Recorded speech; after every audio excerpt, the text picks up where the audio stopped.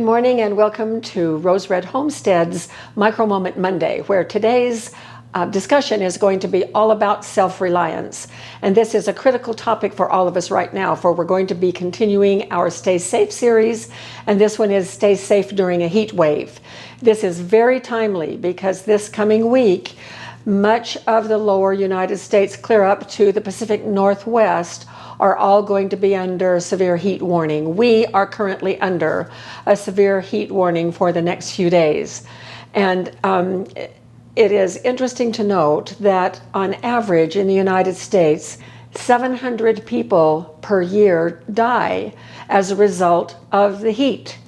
And most of those deaths are completely preventable. This year, I fully expect that number is going to soar because of the extreme temperatures that we are experiencing. We have been in the low hundreds for the last several days, but Phoenix, good heavens, they are predicted to hit as high as 130 degrees. And the degree of heat, the level of heat all over the globe is increasing. Last week it was interesting to note that several days in a row, the average of all of the global heat around the world, the heat temperatures, was inching upwards, setting a new record every single day. So these can be very trying times that we are living in. And as individuals, as families, as members of communities, we need to be aware of what we can do to stay safe and not become a statistic during this time. I have had an interesting several hours looking through lots and lots of information by many sources from around the world on how to keep people safe during a heat wave. And that's what we're going to talk about today. One of the things that Jim and I just love about our community is that we have such distributed expertise.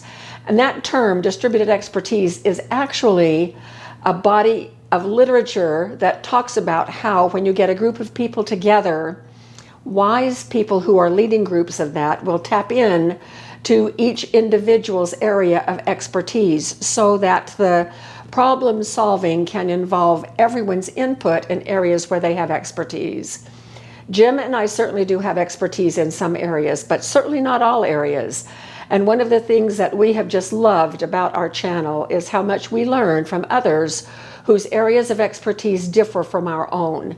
And as you listen and pay attention to what we're going to talk about, I hope that you will add what you are doing to keep cool and safe during these hot days ahead. I'm going to start by sharing with you an article from PBS, which is Public Broadcasting Service.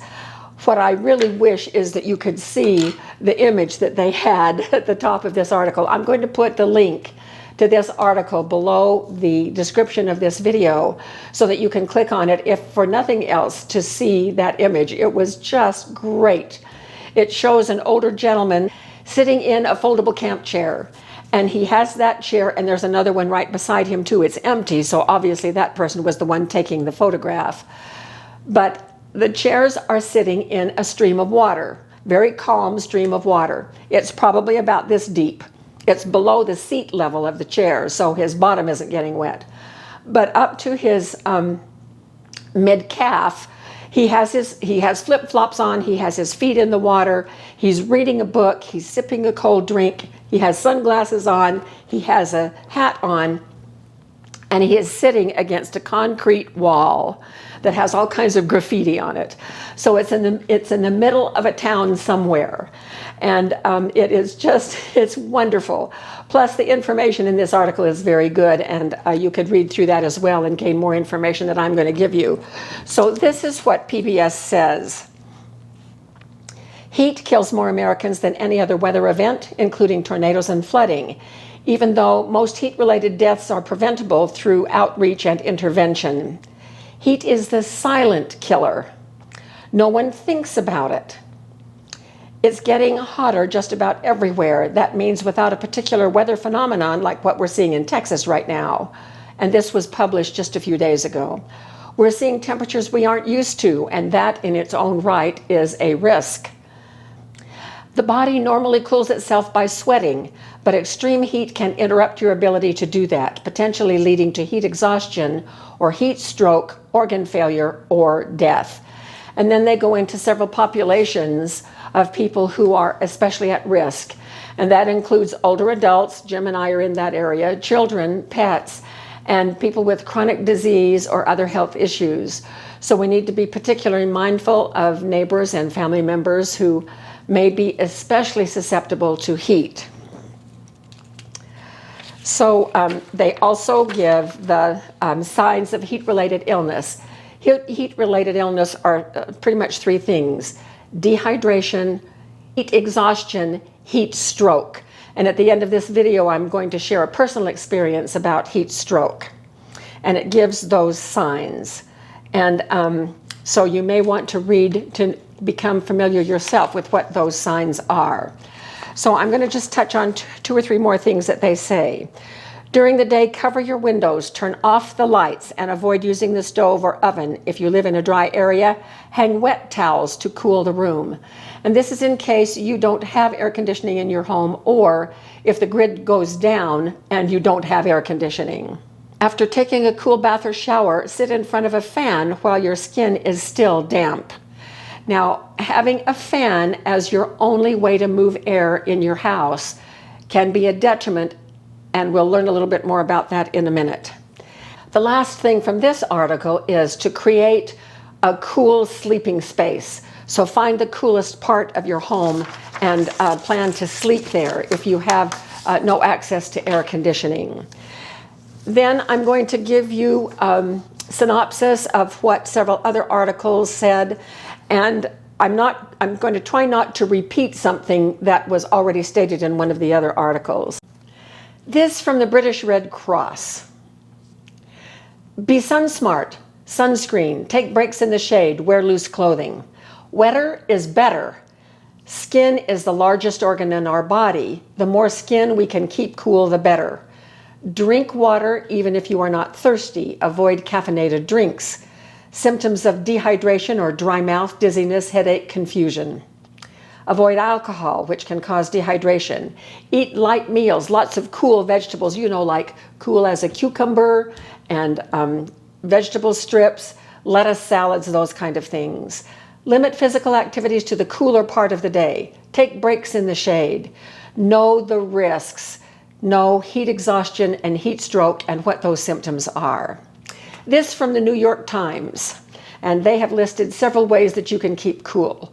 Spritz your skin with a mist of cool or warm temperature water. And I do that. Here's my little spritzing bottle. And so I just will spray myself and just cool down. Sometimes our house gets a little bit too hot. And especially if you have a fan around, that can really cool you down. Block out the windows in your home. Use dark blankets or a dark sheet to not let any sun inside. If you don't have an air conditioner, keep windows open at night and run fans to circulate the air, and that is if the air is cool. I noticed that the predicted cool for the Phoenix area this week is going to be 90 degrees at night at the coolest part of the day. So that wouldn't do much good there. From the World Health Organization, move to the coolest room in the house, especially at night. Growing up, our home did not have air conditioning, and in the summertime it got quite hot. Well, we had a basement. The basement was very cool, and so we just kind of moved our beds or our sleeping bags downstairs and slept downstairs at night. Avoid going outside during the hottest part of the day. Do not leave children or animals in parked vehicles. And that particular item was mentioned in every single list. Be mindful of children and pets and leaving them in hot spaces. Center for Disease Control. Stay in air-conditioned buildings as much as you can. Air conditioning is the #1 way to protect yourself against heat-related illness and death. And so if your home is not air conditioned, or if the grid goes down and other places in town are able to maintain their air conditioning, go visit a grocery store, a library, a mall, someplace where the air conditioning is working. And what they say is that after you've been in that air conditioned situation for 2 or 3 or 4 hours, then your body is better able to deal with the heat when you return home. Do not rely on a fan as your main cooling device during an extreme heat. Above 90, all a fan is going to do is not cool you at all. It's just going to move that hot air around and blow hot air at you all the time. So what you can do is spritz yourself, or right out of a shower, put a fan on you, and that will help. The air from the fan will evaporate the moisture on your skin, and that acts to cool you down. Or put up a sheet, a wet sheet, with a fan behind it. Let the air blow through the sheet and on you. And so that's another way. Put a wet cloth on your face. Drink more water than usual, and don't wait until you are thirsty to drink. Check on a friend or neighbor and have someone do the same for you. And this is so important, especially for anyone who lives alone. Find someone near you, a neighbor, a friend, a family member, who will check on you every day, and then you do the same. When my father passed away, my mother was left alone for 2 years before she passed away. And she lived in their great big old house all by herself. And fortunately, there were about 5 of us, of her children, who lived nearby. And boy, did we make sure that we visited her every single day. Someone was always checking in with Mother to be sure she was okay. And that's really important, that we help take care of each other. Limit the use of the stove and oven. It will make your house hotter. I'm going to close with a list that I found from Cambridge, Massachusetts, who published this for their people a couple of years ago for their citizens. And it defines what extreme heat is and how you stay cool. And I think I have about 3 things to share that have not already been shared. Bring water with you wherever you go outside. This goes with me everywhere. And they even say put ice in this water, especially in extreme heat. Our refrigerator, as I mentioned in a video just the other day, the compressor is gone and it's totally bare and now not making any ice. And so we have to make trips to the store to get bags of ice. We have a little cooler, a little ice chest that we're keeping in the house for some things to keep them cool. Thankfully, the repairman is supposed to come early next week. It's been miserable to not have a refrigerator. Then place an extra handkerchief or neck gaiter into cold water, wring it out so it's not dripping all over, and place it around your neck.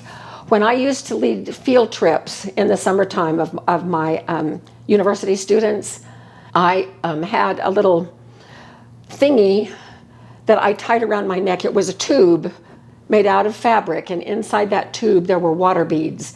And I could get that wet and tie it around my neck, and it stayed wet and cooled me off for several hours. And then all I had to do was get it wet again, and it would continue working. That, along with sunscreen, dark glasses, and a hat, and loose-fitting clothing, was pretty much my uniform when I was out leading field trips. Visit a sprinkler or a spray park, a splash pad. We have one right down the hill. It's about 20 miles from where we live. And I take my grandchildren when they come to visit us. It's a splash pad. And you stand under buckets of water that slowly fill and then dump on you. And oh, the kids just love it. There are all kinds of water sprays and waterfalls and drop water being aimed at you and all kinds of different things. And my goodness sake, age is not a barrier for any of us who might need to go down to a splash pad and get ourselves wet if that's necessary. And then the last thing mentioned by Cambridge and practically everyone else is when you see someone in distress from the heat, call 911 immediately to get them some help. A body temperature of over 103 degrees, hot, red, dry, or moist skin, rapid, strong pulse, and possible unconsciousness.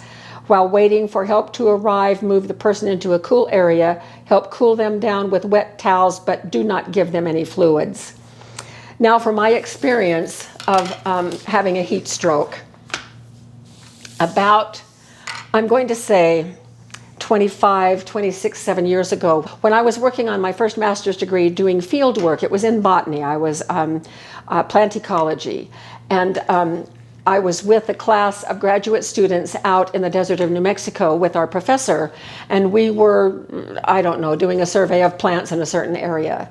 And I was carrying a backpack with 2 or 3 books and my supplies and at that time a bottle of water. And I just kept hiking and hiking and hiking. And I knew that I was just getting so tired. I couldn't figure out, and my brain wasn't exactly functioning very well. But I'm a person that always says to myself, just keep going, stay with the group. I was obviously the oldest person. I was in my 50s at that point in time. Everybody else was in their late 20s or 30s. And so I was trying to keep up with this younger group. My professor was older than I was, and so I wasn't the only older person there. But at one point, we stopped and all were standing in a circle, and I was weaving. I didn't know it. I was weaving. And my professor said, "Pam, are you all right?" I said, "Oh, yeah, I'm fine." And he had led many field trips and obviously knew to recognize the signs because he recognized something in me. Came over and pinched my skin. And right now, I can pinch some flesh right there. But when he's pinched my skin, just the skin came up and it stayed up. In that pinch, I was in dehydration, and he knew immediately that it was really beyond dehydration and exhaustion, that I was bordering on a heat stroke, which is when your core heats up and heats up and heats up, and then you have organ failure. And so he and a couple of the other graduate students walked me, ran me, lifted and carried and pushed me to our vehicle and threw me in the vehicle, literally just threw me in the back seat. And they drove back up to the cabin, which was about 5 miles away where we were staying. And there was an animal drinking pond thing. And they just threw me in that pond, completely just doused me in that water. And then when the rest of the graduate students arrived, a couple of the females took me upstairs to the bathroom, stripped off my wet clothing and put me in a bathtub and sprayed me with water until my core cooled down. I think it saved my life. But to this day, I am a little bit more susceptible than I used to be to heat. But now that I know and can recognize the signs, I do a lot of prevention. Whenever Jim and I are out, I wear a CamelBak. Now, a CamelBak has water reservoir inside. You open this up, and this holds 2 liters of water in here. And even when we go biking in the neighborhood, I wear this because I need water constantly. And then when I put it on, I have this tube that goes right into the water. I just bite and suck, and the water comes right up. And I can do ice water if I want to. And so I have my CamelBak. And then, of course, the other things that I've talked about with sunglasses and sunscreen, loose clothing, and so forth.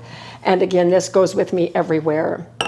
As we face these uncertain times with things that we've never had to face before, we simply cannot ignore them. Heat is a silent killer, as was mentioned.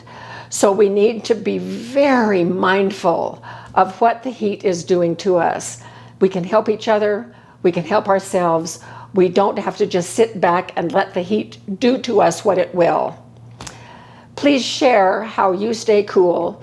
And I can imagine, I can't wait to read the comments. I'm sure that I will learn a lot too. So thanks for being with us for this Micro Moment Monday. And we will see you again next week with another Micro Moment.